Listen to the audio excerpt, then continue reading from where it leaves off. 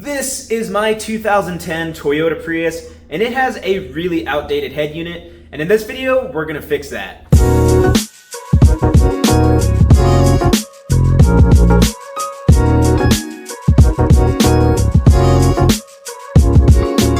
So the first thing we're going to want to do is remove all the plastic trim pieces around the head unit, and that's where one of these plastic trim removal kits comes in handy. You can find these kits fairly cheap on Amazon, and they come with all the tools for taking apart car interiors. So it looks like we first need to take this piece off. The specifically nice part about these plastic tools is that they don't damage the trim in your vehicles compared to, say, like a flathead screwdriver or any other metal pry bar. Next we need to remove this upper piece.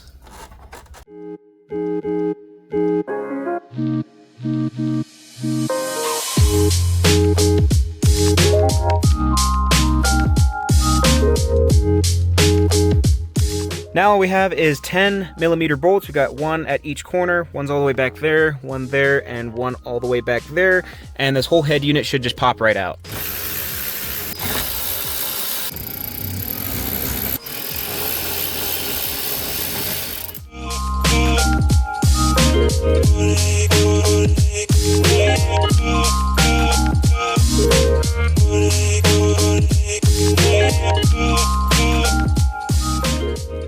So this right here is the brand new touchscreen that looks a lot better, and this has Android Auto, Apple CarPlay, and Bluetooth, and it's just going to be so much nicer for ease of use. I can connect my phone to play music and also have my maps on here and take phone calls and such.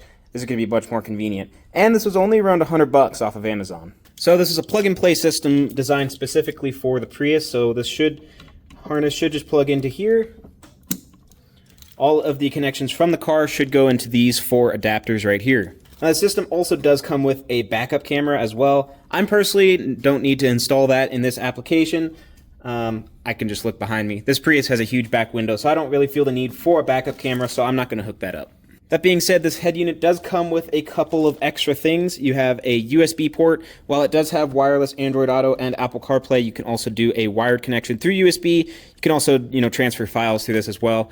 It also comes with GPS, so we're going to hook up this GPS module as well. I just realized it actually comes with 2 USB ports. Very nice. And then these are all the connections. You have this for your microphone. You can place a microphone in the car for phone calls. And then all these other connections are just for things like subwoofers or extra cameras and things like that. So this GPS module has a sticky pad on the back, which I'm going to stick somewhere inside the dash when I go back to install this. I also don't think I'll be needing the microphone. The car has built-in microphone, and this is supposed to work with all of that, as well as the steering wheel controls, so I shouldn't need it. We'll see if I'm wrong. And then I'm also not going to be installing the USB. I am going to be using this wirelessly. It also has wireless over-the-air updates, so I shouldn't need to update it via USB. So for my application, I don't think I'll need these, but again, we'll see once we actually install the unit. So it unfortunately looks like this harness is wrong, so I'm going to have to contact customer support about that. They said that if the harness is incorrect on the instruction manual, actually to contact them. So I'm not sure why that is. That's unfortunate because this is specifically for this model year of Prius. But I'm going to contact customer support and see if I can get the correct wiring harness.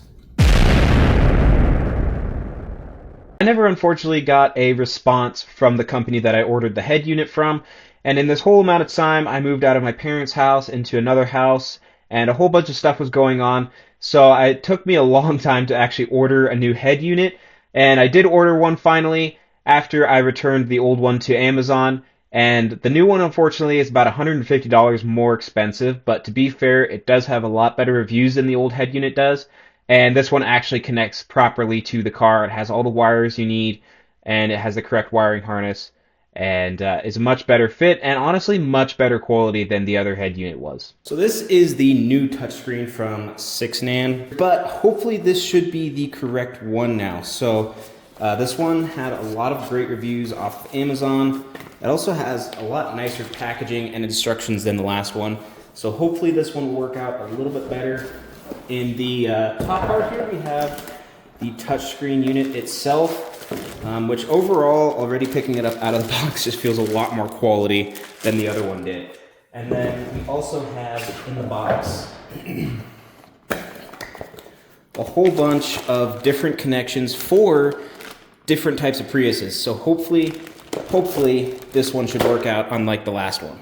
The only unfortunate part of all of this was that I had to put the car all back together with the OEM head unit and then take it all apart again and do the whole process over again. But thankfully, the Prius isn't too hard to take apart. It's honestly one of the easier cars I've put a head unit in, so it wasn't too bad overall. As you can see here, I am connecting the head unit to the car, and this head unit has a couple of different connections for different Toyota vehicles, such as the RAV4, the Camry, the Prius as I'm installing it in here. And you just plug in whichever one fits your vehicle and you're good to go. It's super easy, no splicing wires, and I really like these specific head units for specific vehicles. So this head unit actually doesn't use any bolts like the old head unit used. It just clips into the dash trim pieces.